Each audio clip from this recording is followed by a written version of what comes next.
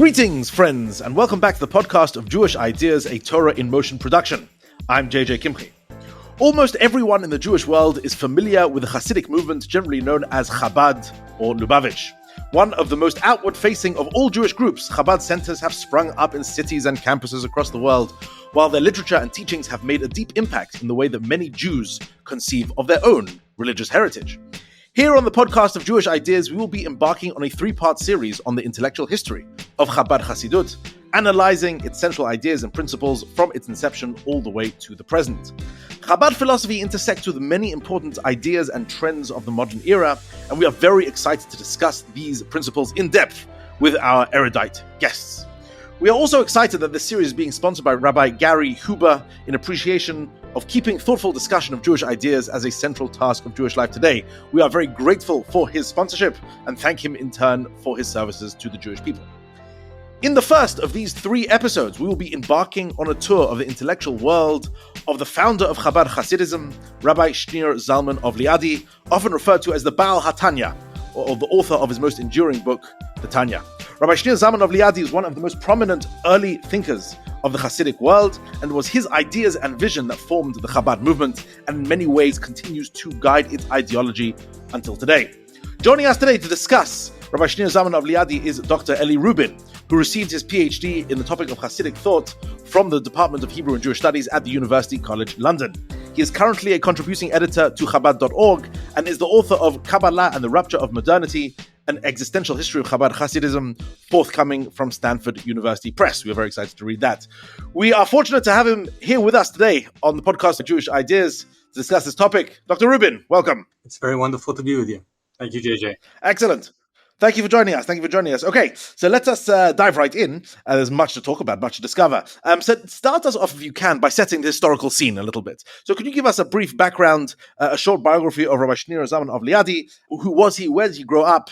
Where was he educated? And what were the major events of his life? Okay, so the material available to us to give us information about his very early life is very scant. However, we do have one very important source, which is actually a really amazing discovery that was made in the archives of the Prosecutor General of Russia.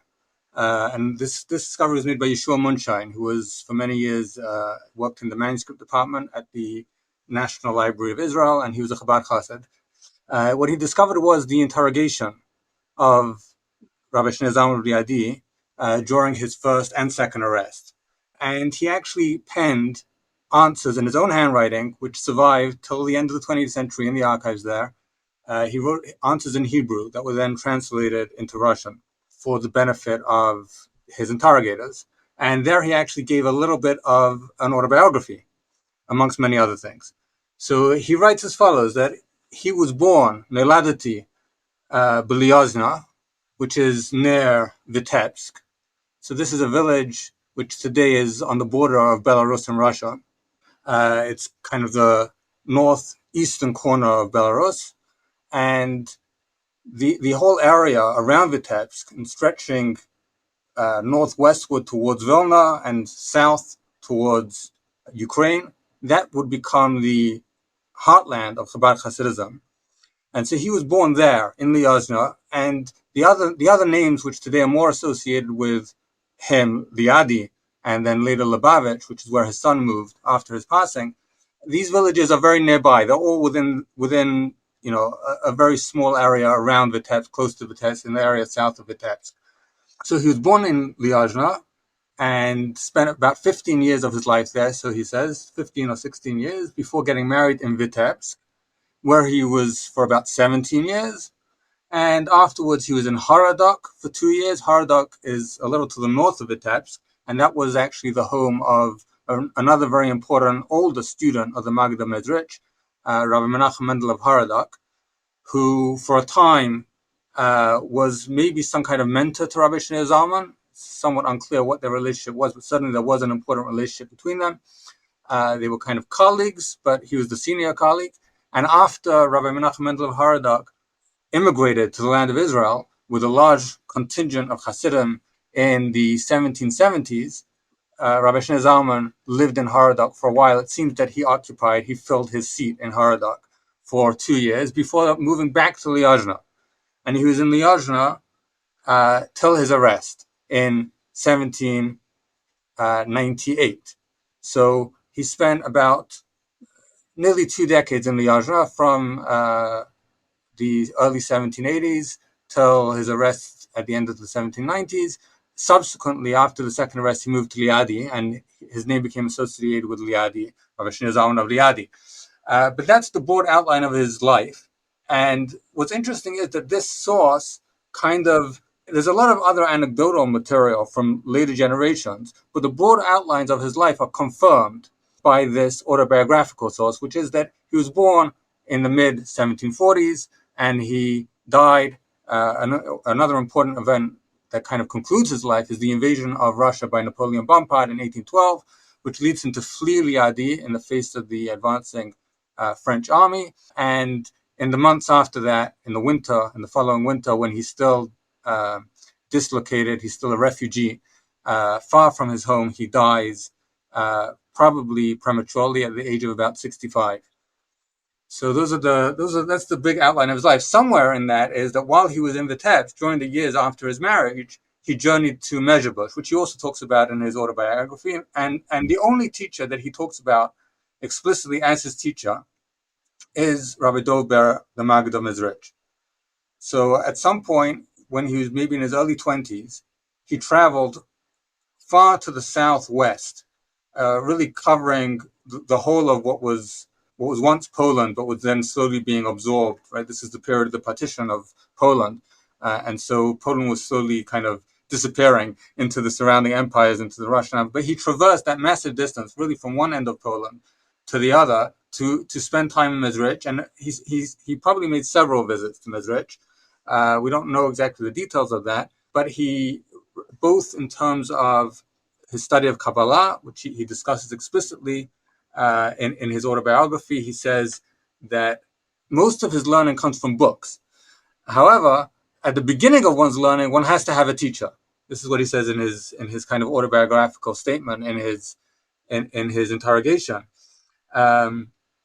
And so it was with me. So it was in my case that when I was about 20 years old, I journeyed to Mezrich and I started to study Kabbalah with Harav Merino Ber. That's Rabbi Dov Ber of Mezrich, who by the time that he's writing this, had already been deceased for about 25 years.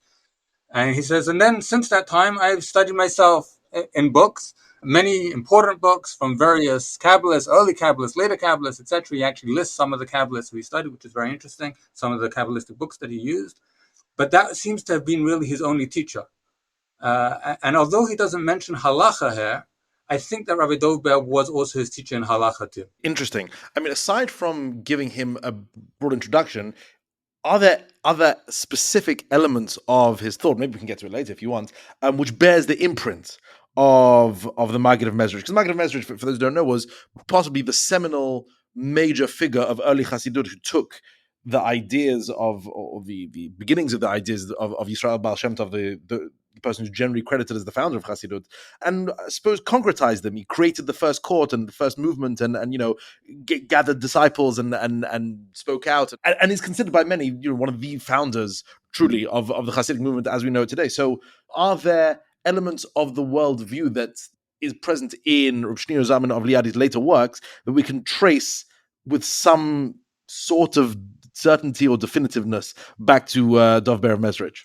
Yes, absolutely. I would say the key, in terms of Kabbalistic thought, the key thing that unites both of them is a concern with language. And this is something that Ariel Mais, who I think you've had on this podcast, has written about extensively in his book, Speaking Infinities, which is really a kind of intellectual biography of Rabbi Dov Ber of Mezrich. So the very title tells you, Speaking Infinities, that God's mode of communication to humankind is through language. And so that's Torah, the language of the Torah, the words of the Torah, the letters of the Torah are a form of divine communication. But also the world itself can be seen as the word of God animating everything. So God speaks the world into existence. And so the world itself is a kind of communication, a kind of manifestation of the divine. And this obviously has to do with the notion of panentheism, the idea that God fills everything, even though God transcends everything, God also fills everything, permeates everything. But it's more than God filling the world like a hand and a glove. It's more that the world itself is an expression of the divine. It's a communication of it. It's God become language, become expression. And Rabbi Shneur Zalman devotes the second part of the Tanya, which we'll probably discuss more in detail below, to a very thoroughgoing and systematic explanation of the unity of God in terms of the world as God communicating, God speaking, and therefore all of reality is nothing other than the divine self. And the key distinction he makes between human language and divine language, as it were, is that human language is, when we speak, the words that we previously thought about and which were previously, as it were, encompassed in our minds, the thoughts that were previously encompassed in our minds, become externalized. So in the human case, language is an externalization and ultimately a kind of separation.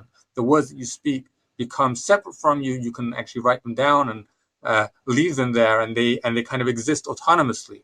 Or the hearer can take them and carry them to another place, and they now exist autonomously in the mind of the hearer, who can then do with those words what he or she wills. But in the case of God, divine communication always remains encompassed within the self of God. And so there is nothing external to God, even though God is externalizing himself, as it were, through this creative speech act, which is the creation of the world remains encompassed within God's self and never actually becomes autonomous. Right? So this is the key idea of divine oneness, which Rabbi Shneur Zalman theorizes. Probably the most essential idea for him is oneness, unity, the unity of God. And he theorizes it through building on the theory of language that had been developed by the Maggid Mezrich. And just to add one thing to that is that in the letter of the Baal Shem Tov, the very famous letter where he speaks of the well springs, the coming of the Messiah being dependent on the spreading of the well springs, that is of his own teachings, there's another very important idea there where he says the key to this is that in every word that a person speaks, whether it's a word of prayer or Torah or even just mundane conversation, a person must keep in mind that within the words that you're speaking is divinity, souls, and worlds. So this idea of language being the place in which the union of divinity, God, the worlds, and souls comes together. It's in the word, it's in communication, it's in speech. That's an idea that we find in the Baal Shem Tov. It's developed and expanded by the Maggid Mezrich, and it's systematized and set at the core of a whole system of not just theology, but also spiritual guidance by Rabbi Shneur Zalman of Liadi.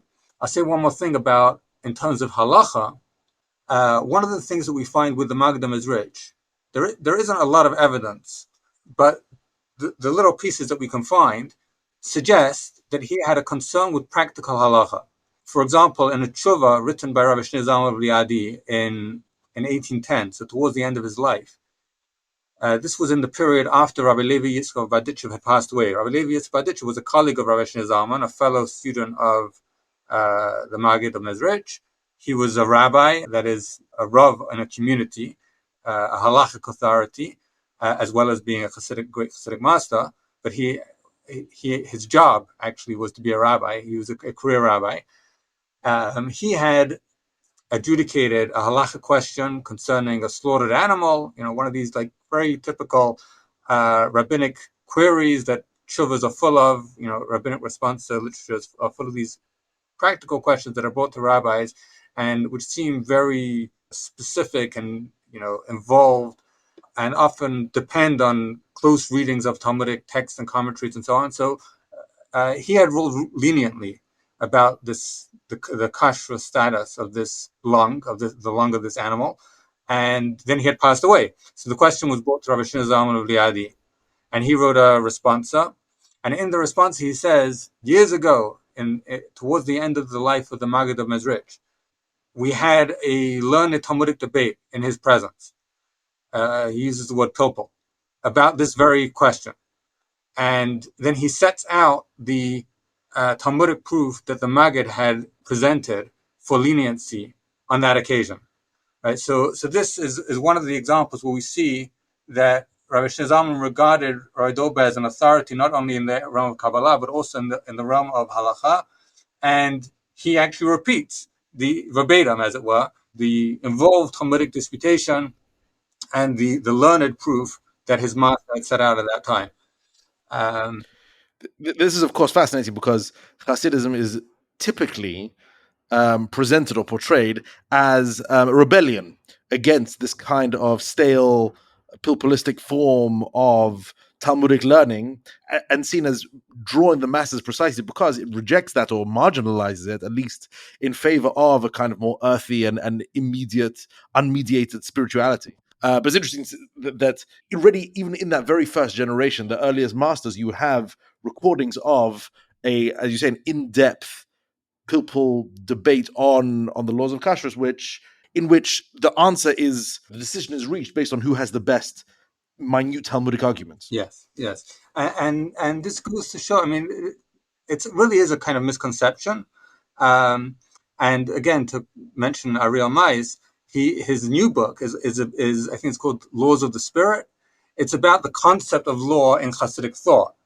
And he shows that the Hasidim did not see law as standing in opposition to their spiritual, mystical questing. On the contrary, and this is something which is very, very strong throughout all the teachings of Rabbi Shlomo Liadi, the law, the mitzvot, are the vehicle. They are the tools through which you achieve the Dveikut. So if Hasidism is about Dveikut, it's about cleaving to God, it's about this mystical union with God, the way to achieve that is only through Torah study and through the practice of the commandments.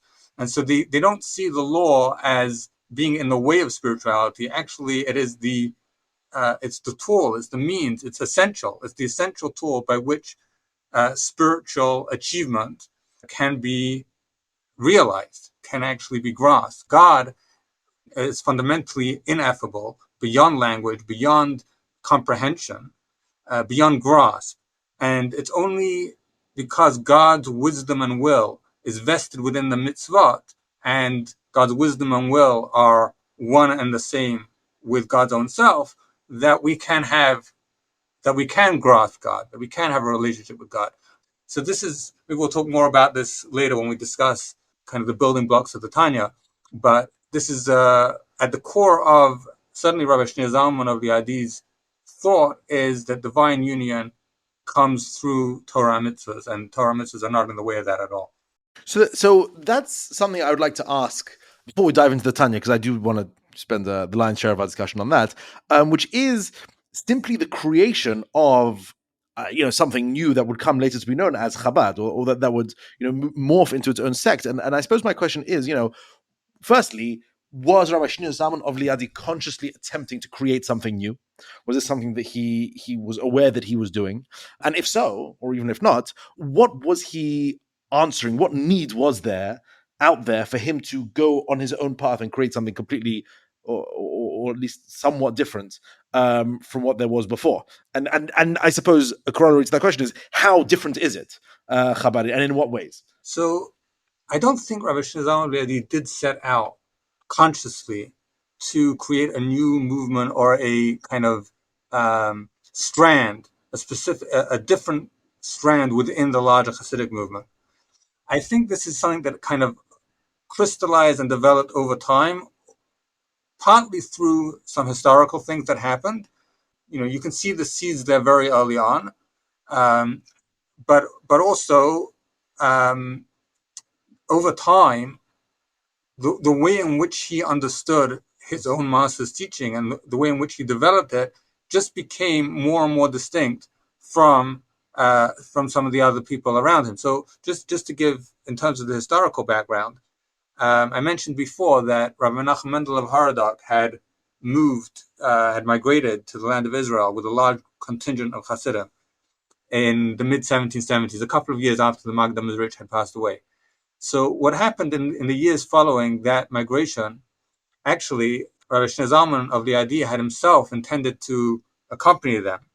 And he did accompany them to Mogilov Podolsk, which is now it's on the border of Moldova, in Ukraine, on the border of Moldova, so very far to the south of the area where Rabbi Menachem Mendel of Haradach and Rabbi Shneur Zalman of Liadi had been living. He accompanied them there, and one interesting biographical note is we have in the introduction to the Shulchan Aruch that he wrote a code of law, actually at the behest of his master, of his teacher, the Maggid Mezrich. So again, you see the halachic influence there. The Maggid Mezrich seemed to be very concerned. He had the vision, as described by in the introduction to the Shulchan Aruch Harav, he had the vision to create this new halachic code. So there, the sons of the Alter Rebbe, the sons of Rabbi Shneur Zalman, write that while he was there in Mogilev, he completed a review, his 16th review of the entire Talmud. So for the 16th time, he completed the entire Talmud while standing, studying day and night. His mouth didn't pause from study. Right. So that's just an interesting biographical note of how rooted he was in the study of normative rabbinic texts. But the point I want to make here is that this migration meant that when he returned to Ryazan, to the area around Vitebsk, to what's today called Belarus, he eventually became the sole Hasidic leader in the area.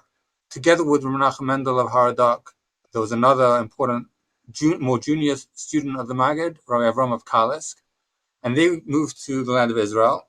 Rabbi Levi Yisrael had also lived in that area in Pinsk Kalin, and he moved south to Badichev.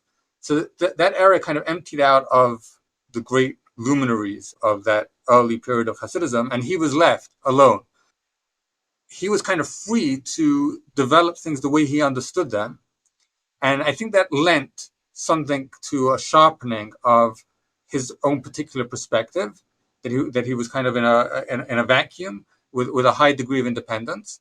And then to intensify things even further, with the passing of time, in 1788, Rabbi Menachem Mendel of Haradach passed away in the land of Israel, and there'd been a tight connection between them, letters back and forth, and so on. And so he had remained kind of the leader of the Chassidim in Russia from afar. And then Rabbi Avram of Kalisk, the junior disciple who had been with him, began to take issue with Rabbi Shneur Zalman's version, Rabbi Shneur Zalman's approach to the development of Hasidic thought, to his pedagogical style. By this time, we're talking about in the 1790s, the Tanya began circulating, in the early 1790s, the Tanya began circulating in manuscript copies, and Rabbi Avram of Kalisk actually wrote a critique of the Tanya. So if beforehand Hasidism was seen as kind of homogeneous, the circulation of the Tanya and the response it elicited from afar, from the land of Israel, from Avram of Kalisk, that highlighted that actually for a long time Rabbi Shneur Zalman had been heading in a different direction to at least to the one that Rabbi Avram of Kalisk was going in. And just to say something about what the major distinctions were, number one, Rabbi Shneur Zalman Liadi integrated Lurianic Kabbalah into his teachings in a very methodical way.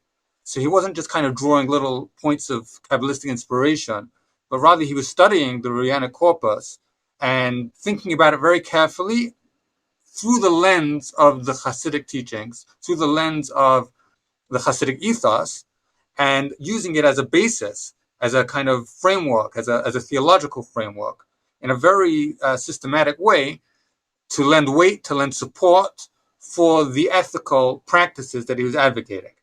And now the ethical practices, or the spiritual practices better, that he was advocating were also different to those that Rabbi Avram of Kalisk was advocating, in that he took a very cognitive approach. Rabbi Shneur Zalman of Liadi thought that the way to change behavior and the way to achieve a mystical experience is to begin with ideas. If you have the right ideas and you integrate those ideas into the way you think about yourself and the world, then you are able to shape your emotions. You're able to actually almost a kind of cognitive behavioral therapy. You're able to use certain patterns of thought to bring yourself to a certain emotional state. If you have an understanding of the greatness of God, then you can come to love God. And if you love God, then you'll be motivated to do the kinds of things that will bring you into union with God, that will bring you into an intimate embrace with God. So Rabbi Shneur Zalman Liadi started with cognition, even though he was also very interested in emotion, cultivating an emotional relationship with God and a mystical relationship with God. He felt that it all starts with cognition, with ideas and intellectual contemplation.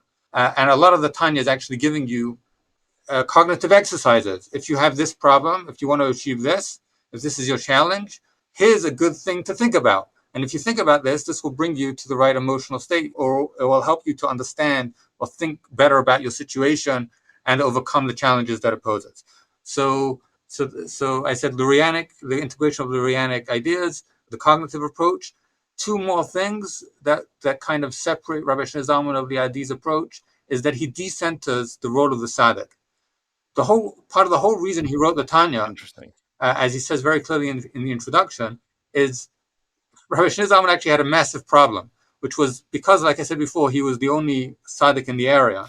Just to clarify, tzaddik in this sense, the technical sense means a Hasidic leader, a Rebbe, not a righteous man. He was the only. There may have been others in the area, maybe, but because and he was so sought after, he didn't have enough time to offer counsel to all the people who were seeking it. So he actually issued some of the earliest documents that we have that testify to the emergence of Chabad and to the emergence of Rabbi Shneur Zalman, of a leader of Hasidim, are what's called the Takonos Liajna, the protocols of Liajna, which are a set of regulations that restrict how often people can come to Liajna to hear him deliver Torah. Right. So there's this huge questing and desire to hear the inspirational teachings directly from the mouth of the tzaddik, of the teacher, the master, the Hasidic leader. And Rabbi Shneur Zalman basically says you can only come once a year unless you have special permission. One Shabbos each month was designated for visitors. Right? You couldn't come the rest of the month. Then he has four other times, I think, Chanukah, Purim, Simchas Torah, and Shabbos Shuvah. And other than that, you're not allowed to come, right? So he has this problem that masses of people, hundreds, sometimes thousands of people, are descending on Liajna, and he consciously sets out, he writes the Tanya, and he says, even though people want to hear me in person, and they say that they can't understand when they study in books, that's because usually when you read a book, it's not by somebody who knows you, but I'm writing this having sat with you all, having had private audiences with you all. I know your problems. I've heard all the questions 100 times already. He doesn't quite say it like that. But so I'm writing this as a guide so that you don't need to keep coming and asking me again. If you have a question, it's in this book. This will be a guide. Here are the solutions. Here is a practical guide for seekers of mysticism, for seekers of guidance in the service of God. And part of it is to actually remove the tzaddik from the picture. You don't need me. It's in the book. So he decenters the tzaddik, and he also decenters faith. Not that he removes faith from the picture, nor does he remove the tzaddik from the picture, but he decenters an emphasis of a kind of super-rational faith as the starting point. Although super-rational faith does play an important role in his system, it is not the starting point. The starting point is understanding, cognition. And faith, he says, actually needs to be strengthened and brought into the realm of cognition. Whereas Rabbi Avram of Kalisk celebrated a kind of the embrace of going beyond the rational, of putting the rational mind aside and just embracing your transcendent faith in God and relying on the inspiration of the tzaddik to carry it through. Those were the kind of central principles of the Kalisk style, as it were, of Hasidism, as opposed to Rabbi Shneur Zalman of Liadi, who decentralizes the tzaddik, decentralizes supra-rational faith, and instead emphasizes a much more kind of rigorous, Kabbalistically, Lurianically anchored system of theology and psychology, spiritual psychology, that will give you the apparatus, the tools to achieve spiritual satisfaction yourself. Interesting. I would like to.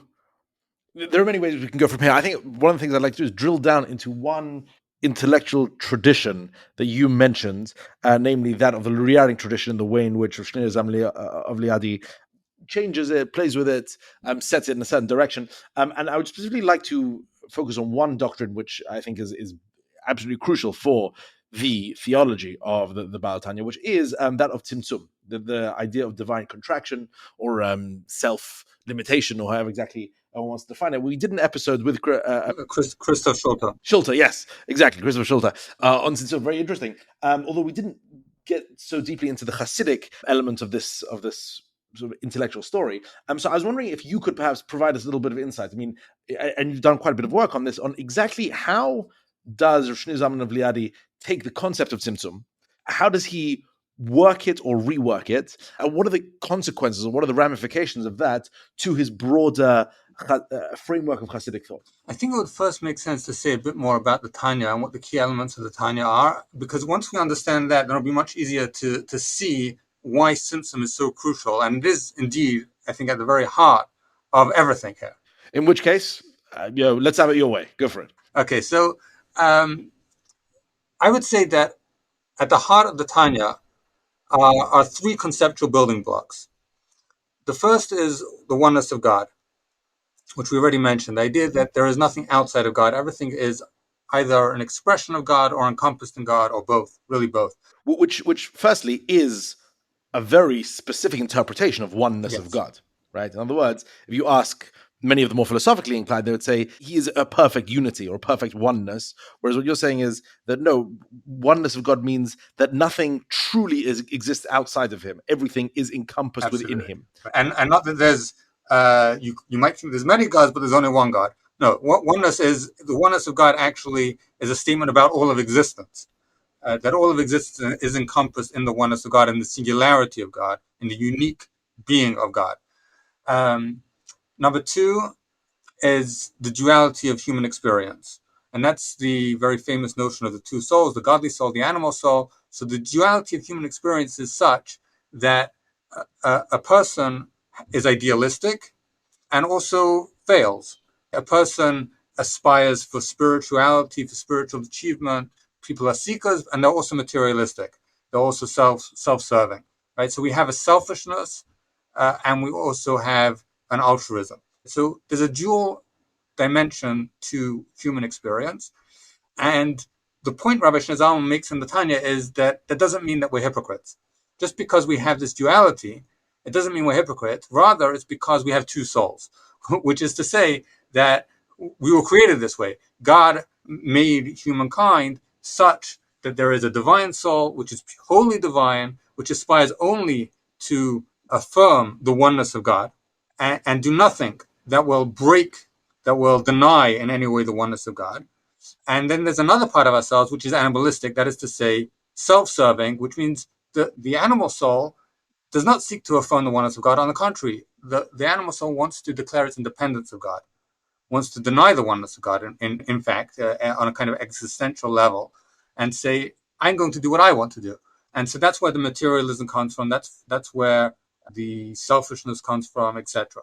So he kind of distills all of human experience into the question of, are you affirming the oneness of God or are you denying the oneness of God? So the godly soul seeks to affirm the oneness of God. The animal soul seeks to deny the oneness of God, or at least ignore the oneness of God, right? It isn't interested in that. And he says the purpose of existence is not the soul, but rather the body and the world.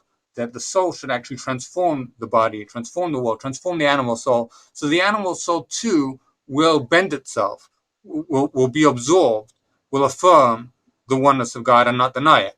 Right? So the soul itself, he says, the soul itself doesn't need to be perfected. It's already divine. It's already perfect. It already desires the right things. The purpose of the soul is actually to transform the body and bring it, return it, as it were, to the fold of divine oneness. So that's the second principle, the duality of human experience. And the third of these three core concepts at the heart of the Tanya is the relationship between the mind and the heart, which we've already mentioned previously. So you have cognition and you have emotion. And one of the interesting things that he does is that he aligns cognition with the spiritual inclination, with the godly soul. He says the mind is the seat of the godly soul, and the heart is the seat of the animal soul. So it's the heart, the emotion is more selfish, and the mind is more kind of altruistic, more abstract, whereas the heart is more materialistic. And the crucial point that he makes is that the mind has dominion over the heart. And this goes back to what we already described before, that he believes that everything starts with ideas, with thought, with having the right patterns of thought. And if you have the right patterns of thought, then you can cultivate, you can shape emotion. Emotion is in the hands, as it were, of the mind. And so a large part of the Tanya, like I said, is dedicated to providing different cognitive practices that you can use to persuade the heart to turn towards God and motivate yourself to act in ways that will affirm the oneness of God. So you see that these three elements, the oneness of God, the duality of human experience, and the supremacy of the mind over the heart, they really fit together. These are three different pieces which together form kind of the basis of his system, and they all work together. So let me ask for a moment on that, because this does sound it sounds suspicious coming from a Hasidic leader, because the form of Hasidic community and practice from his time until today is very focused. I mean, there is the cognitive aspect. Let's say certainly within Chabad Hasidut, you do have the intense study of text, and especially the text produced by its leaders, etc. But you also have many non-cognitive elements: the singing, the Farbrengen, which is some kind of Hasidic revelry, I think is a good way to translate it. Various ways that communities come together and practice, and all sorts of ways to try and achieve a kind of religious connection that appears to be disconnected from the mind, or at least not immediately connected from the mind. So there surely must be some space within a system for the non-intellectual, Absolutely. non-cognitive, precisely because if that weren't the case, then surely he would just get up and tell all his Hasidim, okay, enough, enough singing, enough communion, enough getting together and partying. No, actually, everyone go sit down and read something. So obviously this can't be the entirety of the story. So if as you claim to say, the cognitive comes first, then what is the actual place of the non-cognitive, the emotional, instinctual side? Well, the truth is that cognition is not his goal. His goal is actually emotion. His goal is love and awe that will motivate, that will infuse practice, that will infuse the practice of Torah study and the practice of the mitzvot with a loving, awestruck, mystical attitude. And his ideal, he has this phrase borrowed from the Zohar, without love and awe, lo parchen le'ela, the mitzvah don't fly upward, right? So he says the love and awe are like the two wings that elevate the mitzvahs, and here he uses the Lurianic language of the four worlds to elevate it from our lowly world of action, so that you can do a mitzvah in a way that's kind of empty of spirituality, which is purely mundane, purely an action. And you can also do a mitzvah in a way that it ascends to the realms of the angels, who are primarily spiritual entities, who are primarily their love of God, who are primarily their awe of God. And the way you do that is through cognition, because cognition is what is the tool by which you can shape, cultivate emotion in a way that isn't purely ethereal. Meaning you can have emotional highs that just come because you're in the right place at the right time, but that is not a path of life. You can go to the Rebbe and it's Rosh Hashanah and it's Yom Kippur and it's Ne'ilah and it's this peak spiritual experience. Everyone around you is feeling energized, is feeling inspired, and so you kind of ride that wave. But what are you going to do when you go home and it's the winter and the Rabbi isn't so inspiring? What are you going to do in your own home or in your business, etc.? So he wants to create a reliable system that the individual can learn and implement independently and reliably. And so the focus is actually emotion. He says it's okay if your cognitive practices only bring you to a kind of intellectual love of God, meaning that you understand that God is great and therefore it's appropriate to serve him, but you don't really feel it. He says it's okay. It's a quote from Chazal.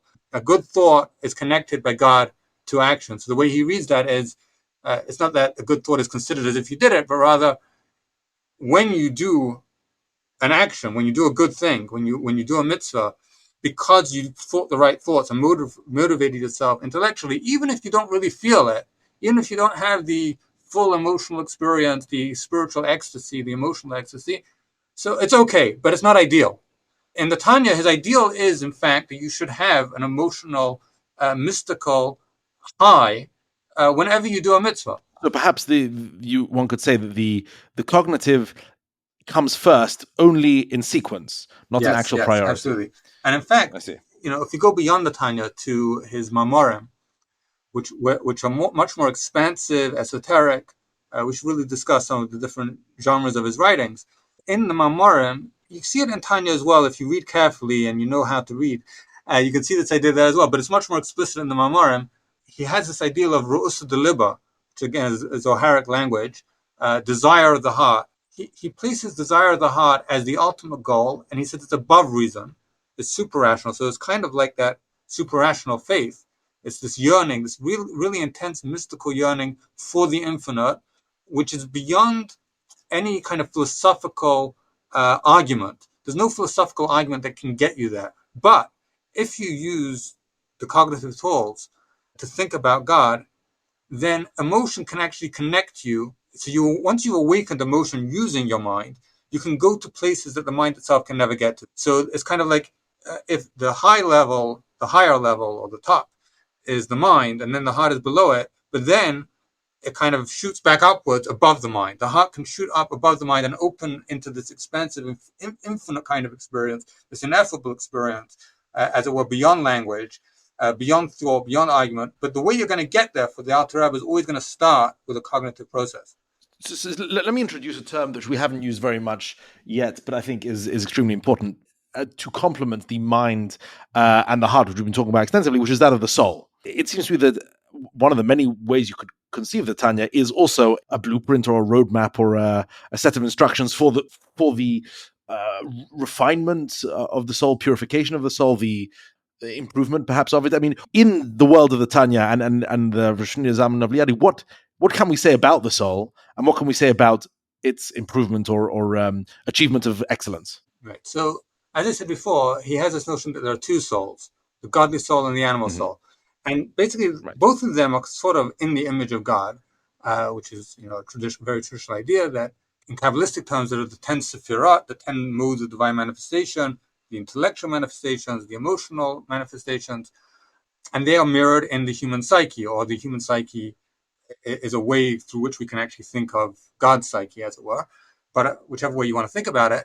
So he sees this divine soul as divine, and in a very literal sense. And here he integrates the Zoharic formulation with the Maimonidean formulation. It says in the Tikkunei Zohar, it says that the wisdom of God is a wisdom that cannot be fathomed, and he interprets this is in the second chapter of Tanya in light of what Maimonides says about the wisdom of God, which is, or about divine knowledge, but really about all of God's attributes, that God is the knower, God is the knowledge, and God is the thing that is known. And so while in human experience, our sense of knowledge, our sense of wisdom is that wisdom is fundamentally a kind of compound experience where there are three entities. To know something is to be a self who knows, to have knowledge, which is a second thing, the experience of knowledge, and the knowledge is about a third thing. But there's the object about which knowledge is created. Yes. Whereas for God is all three of those things simultaneously, meaning that they are all one. They're all one and the same. God is one, and so the thing that he knows and his knowledge of that thing are functions of his own self.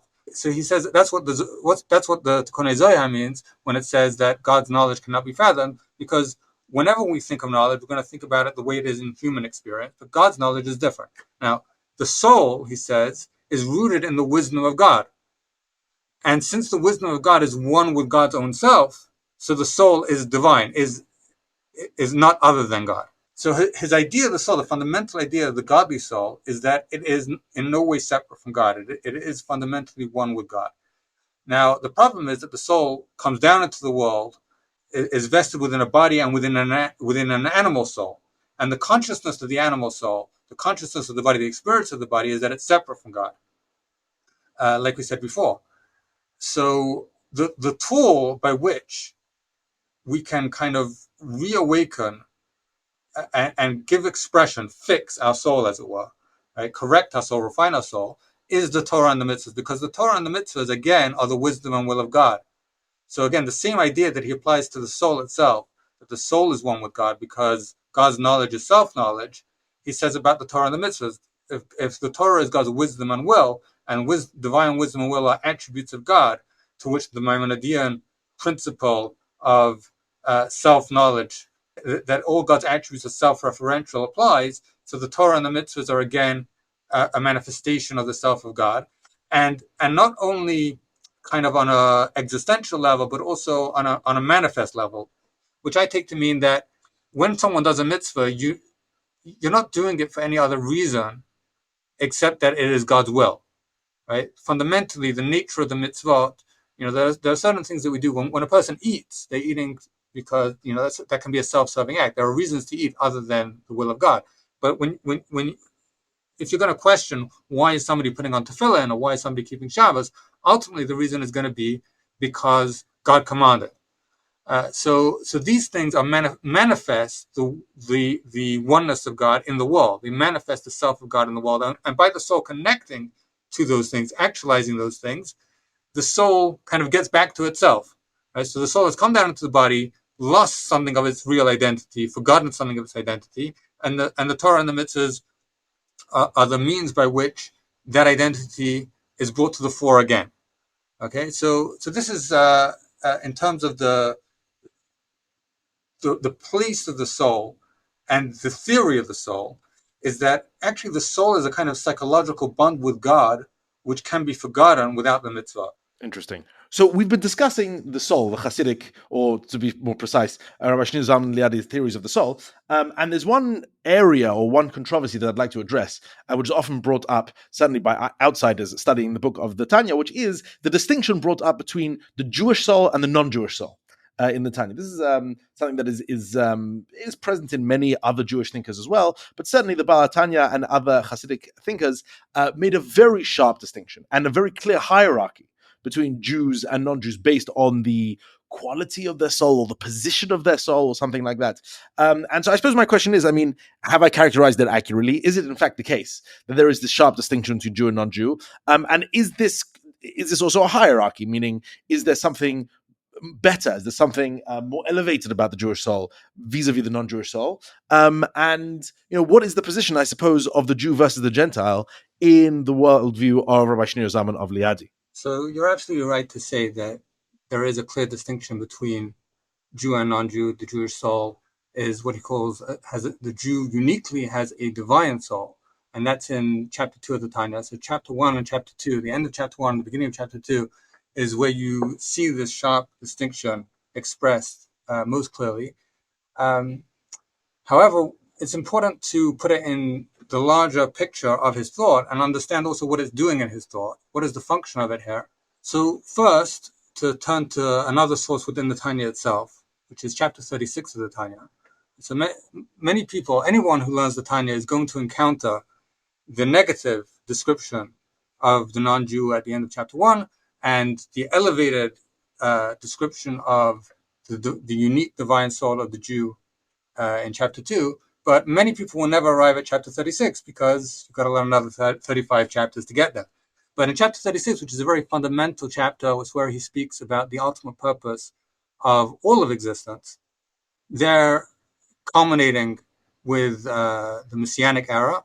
So there he says that Le'is Ketz Hayamim, at the time of the end of days, the Messianic era, then the physical world will be purified and the body will be purified to the point that it too will be able to perceive, to understand, to assimilate the oneness of God. The oneness of God that the divine soul of the Jew has an innate identification with, and which is expressed in the world through Torah mitzvahs, will now overtake the entirety of existence, and to the point that the entirety of existence becomes transparent to it. All of existence will become aware, will be able to understand, perceive the oneness of God. So there he has this very universalistic vision of the participation of all humanity, of all the nations, in this universal spiritual ecstasy. Just to read a couple of lines inside, he says, at that point, from the abundant radiance to the Jewish people, the darkness of the nations too will be transformed. As it says, he's quoting the prophets, the nations will walk by your light, by the light of God. And further it says, the glory of God will be revealed, and all flesh will see together. Right? So there you have a kind of universal participation in the knowledge, the affirmation, and the celebration of God's oneness, which is ultimately the most fundamental thing, as we've already said. So that's one source. Just to put this kind of theologically, we can say that there are kind of three levels of the manifestation of divine oneness. There's the godly soul, which in chapter 2 he describes as being utterly one with God, based on the principle of divine knowledge. God is the knower, God is the knowledge, God is the thing that is known. So since the souls of the Jewish people are rooted in God's wisdom, so they are one with God.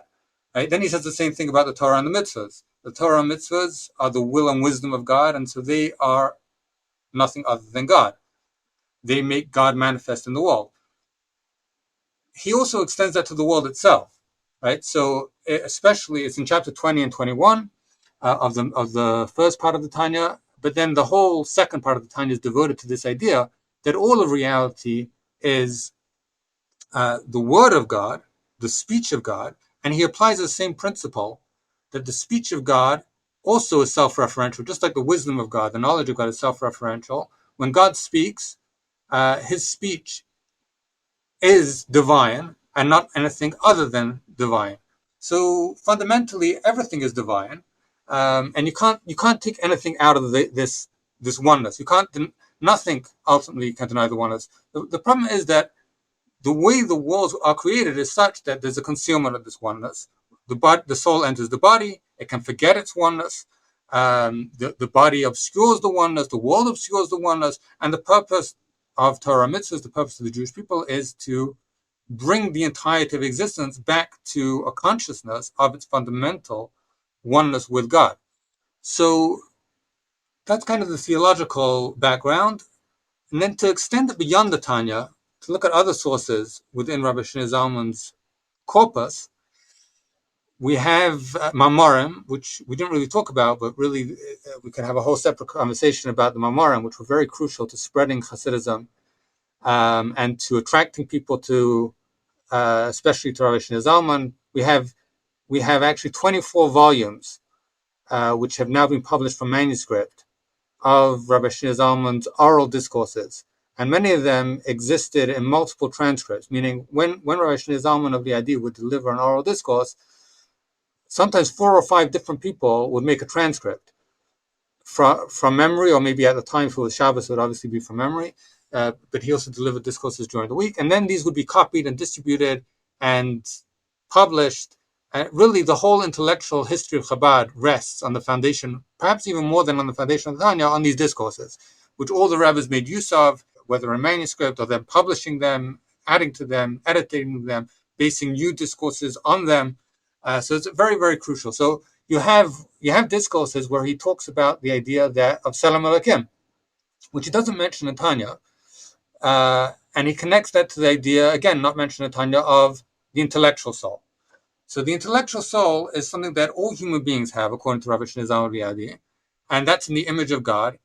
The intellectual soul is neither this kind of divine soul, which is fundamentally connected, fundamentally identifies with the oneness of God, nor is it an animalistic soul that is fundamentally selfish. Rather, it's kind of like an academic. It's an analytical soul. It's a rational soul, which is able to weigh up different inclinations and make rational decisions. So on that basis, he says, through the kind of cognitive practices that he describes in the Tanya, which are designed to to awaken an emotional, mystical relationship with God, a feeling of love towards God, feelings of awe towards God, these practices can be put into practice by non-Jews as well, because they have a cognitive soul, they have an intellectual soul in the image of God, and that can bring them, he says, to mystical feelings, mystical relationship with God that's on par with the love and awe of the angels, right? So, in that sense, his vision, although it does have a very particularistic aspect, which is most clearly expressed at the beginning of the Tanya, it also has a universalistic practice, a universalistic dimension, which is expressed in chapter 36 of Tanya. And that universalistic dimension isn't just something that we can defer to the Messianic era. it also relates to the present, right? We're talking about the ways in which all human beings can use their mind, can use their intellectual soul, which, like we said, as we've emphasized quite extensively, that is the starting point for our Zalman of all spiritual progress. So all human beings have that ability to put many of the chief methods, many of the chief tools that Rabbi Shneur Zalman gives you in the Tanya, they can be applied to the spiritual life, to the cultivation of an inner spiritual life by all people. Now, there are some, we have to qualify that and say there are some practices that do rely on the concept of the Jewish soul specifically, but there are others which can be achieved by all people. And so the question is not whether he's a particularist or universalist, but I think the question is how to understand the ways in which these different concepts function together as part of a larger system. But I think the tension that you mentioned there between the universalism and the particularism, especially considering that everyone does have souls of some kind. I suppose that we'll have to leave that as a tension because there's one final question that I want to discuss, and time is running short, but it's very important, which is the relationship of Hasidism in general, but specifically of Chabad Hasidim to modernity. Because for a long time, many scholars, and I think this is even the conception of many today, assume that Hasidism is a kind of a rearguard action of a profoundly pre-modern, medieval form of Judaism, very text-focused, very insular, practicing and believing in the kind of things that would have been very familiar to those living in the medieval period. However, in recent years, and I know you're part of this, academic scholars have started looking at Hasidism itself as a response to and participating in trends of modernity. Of course, Hasidism beginning in the 18th century and then into the 19th, coalescing in the 19th, where trends of modern ideas and ways of living began to surge throughout Europe, less so in the lands where Hasidism had begun. But nonetheless, there are elements of Hasidic thought which are a rupture, as it were, with the old way of thinking, the old way of doing things. And so I want to ask this question. I know you've written a book on the subject, so it's a tad unfair of me to ask you this general question, expect a 5-minute answer. But nonetheless, I mean, Chabad Hasidism, especially the Tanya of Shneur, Zalman of Liadi, to what extent can it be framed as a response to, or even part of, the onset of a modern world, very much unlike the previous centuries, which previous Jewish thinkers would have been familiar. Okay, I want to answer this by going back to the previous question that you asked about Tzimtzum. One way of thinking about modernity, I mean, part of the whole debate about modernity and Hasidism has to do with the debate about what modernity itself is fundamentally. And there are many different ways to think about this. Some scholars have the idea that there are multiple modernities, which kind of seeks to avoid that question by saying, well, there are all kinds of, modernity is really a period of time, and you can't really distill the essence of modernity into one particular thing, and so therefore there are multiple modernities, and Hasidism is one form of modernity. That's kind of an easy way to think about it, but too easy, I think. Too easy, yes, I'd probably agree with that. So the way I choose to think about modernity is that modernity is the confrontation of a kind of existential rupture that opened up in human experience and human thought. And there are many ways to think about this rupture, but probably the easiest way, and the way that's most familiar to most people, is to think about Descartes. Many people think of Descartes as the father of modern philosophy. And by the way, I'm not claiming that the Hasidim knew about Descartes. It's certainly not the early Hasidim. But bear with me. Descartes' major contribution is that he posits that material reality, the material cosmos, has nothing to do with the spiritual cosmos, right? So he makes a split between spirit and matter, right? Spirituality and materiality have nothing to do with one another. He's a dualist. He's a dualist. So that actually empties the material world of God, as it were. Right? There's a theological dimension to this a very strong theological dimension to this philosophical way of thinking. Now, the question of Tzimtzum and the whole debate that opens up in the aftermath of the Lurianic revolution in Kabbalah, is a debate, is a response to a very similar idea, namely Tzimtzum. Tzimtzum, in its original, well, let's not say original, but in its original Lurianic formulation, is the idea that God removed himself from the cosmos in order to enable the worlds to come to be, right? There's the infinite light that fills all potential space. It's an infinite projection, an infinite assertion of God's self, and as such, there's no room for anything else to exist. And God removes that infinite projection, restricts that infinite projection, or conceals that infinite projection of self in order to allow for a space in which God is not present, as it were, or literally God is not present, and there the worlds can exist. In subsequent generations, you have a debate amongst Kabbalists and also amongst philosophers, because Lurianic Kabbalah disseminated across Europe over the next 100, 200 years, in the same period that Descartes' philosophy was being disseminated. The Arizal died, I think, 20 years before Descartes was born. And so the reception of Cartesian philosophy and Lurianic Kabbalah, which was translated into Latin, published in Latin, and you could find Lurianic Kabbalah in the libraries of Newton, Leibniz, all the great Enlightenment thinkers. They were all struggling, and the Kabbalists too, were all struggling with this question: is God indeed separate from the material world, or is God somehow present in the material world? I think this, in a way, is the fundamental question of modernity. Whereas before Descartes and before the Arizal, I think most people could never entertain the idea of God as being separate. Everything was permeated. This is what Weber calls the world was enchanted, Yes. right? Right. The world was enchanted. It was an enchanted world. Everything was pervaded with spirituality, with the mystical, with magic. Nobody thought of the material world in a way that was completely divorced from religion, from like the talismanic, from there wasn't this strict separation between science and faith. These things all were kind of merged together.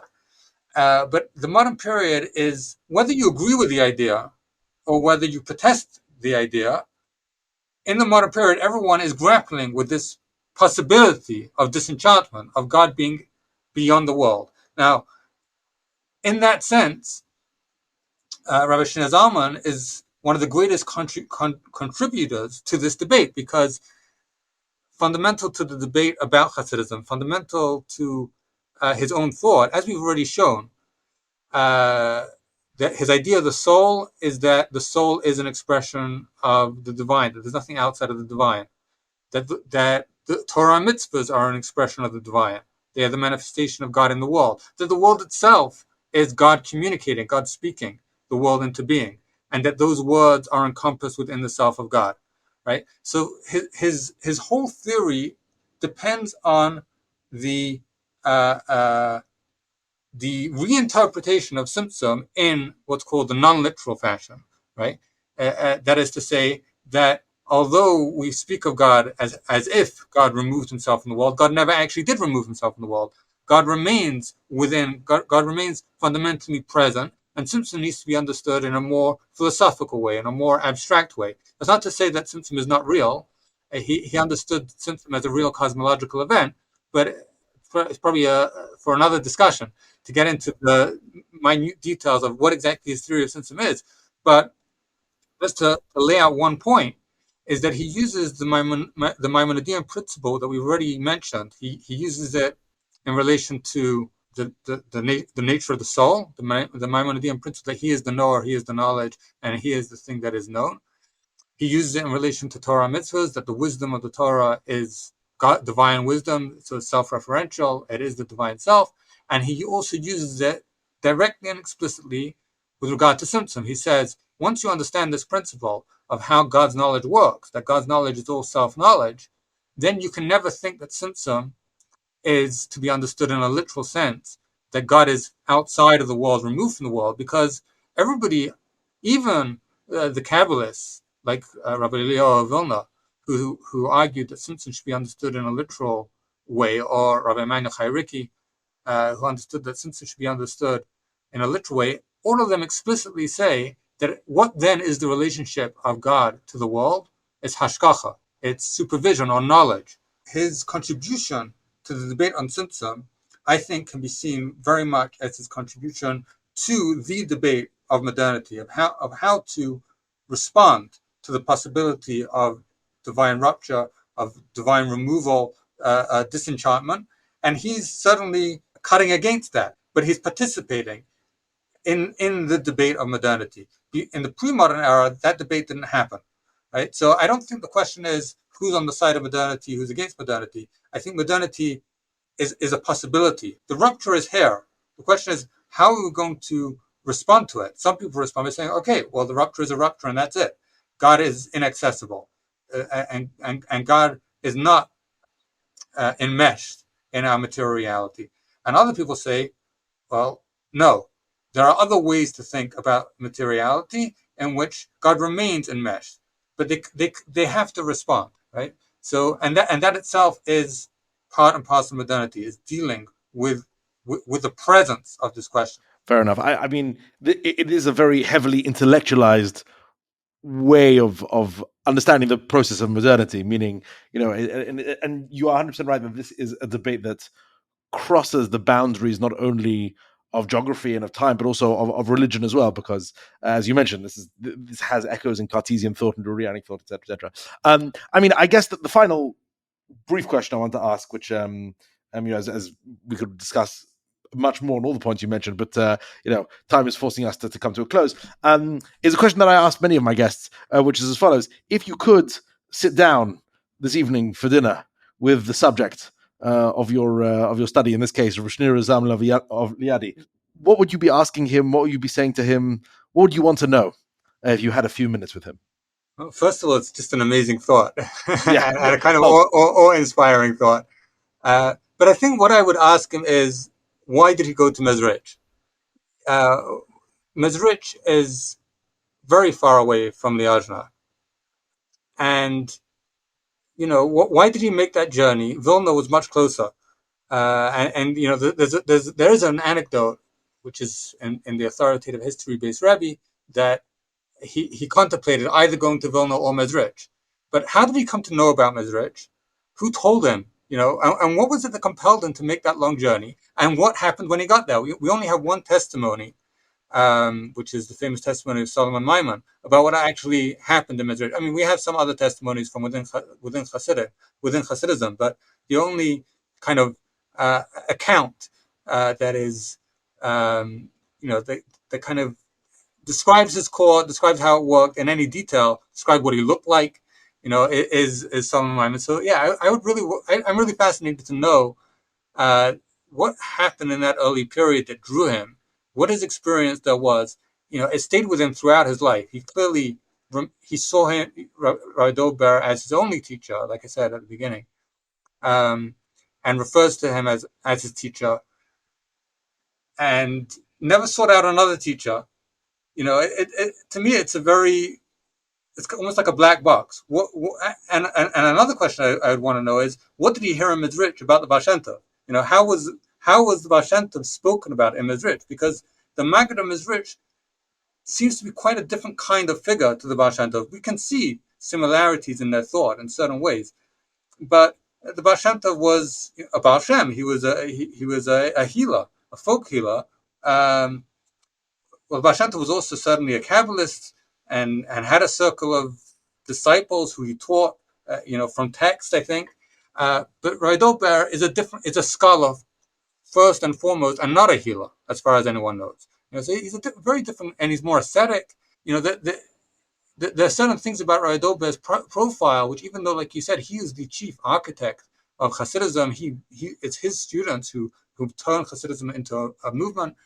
And yet, there's certain things about him that don't seem very Hasidic, similar to what you said to me about Rabbi Zalman. He's an intellectual. He's a thinker. He's a halachist. He's somebody who's interested not just in halachic theory, but in practice. He gave a haskama to a work of practical halacha, besides for envisioning the work of Rabbi Shneur Liadi in his new code of Jewish law. So, yeah, that whole early period, the Maggid's court, and how the news of it spread, and why people travel. so far. That's very fascinating to me. Okay, well, that's certainly, as you say, a tantalizing prospect. And, do let us know if you ever have that opportunity. Anyway, Dr. Eli Rubin, thank you so much for joining us here on the podcast of Jewish Ideas to discuss the ideas and the writings of Rabbi Shneur Zalman of Liadi. We look forward to your future books on the subject and hope to have you back at some point in the future. It's been really, really great, and I'd be very happy to come back and have another conversation with you about some of the other Rebbes of Chabad at some point in the future. Thank you so much. This has been the podcast of Jewish Ideas by Torah in Motion, produced by Elisha Kelman and myself, JJ Kimchi. Edited and mixed by Elisha Kelman. You can stay up to date by subscribing in your favorite podcast app. To support more thoughtful Jewish content like this, please visit torahinmotion.org/donate.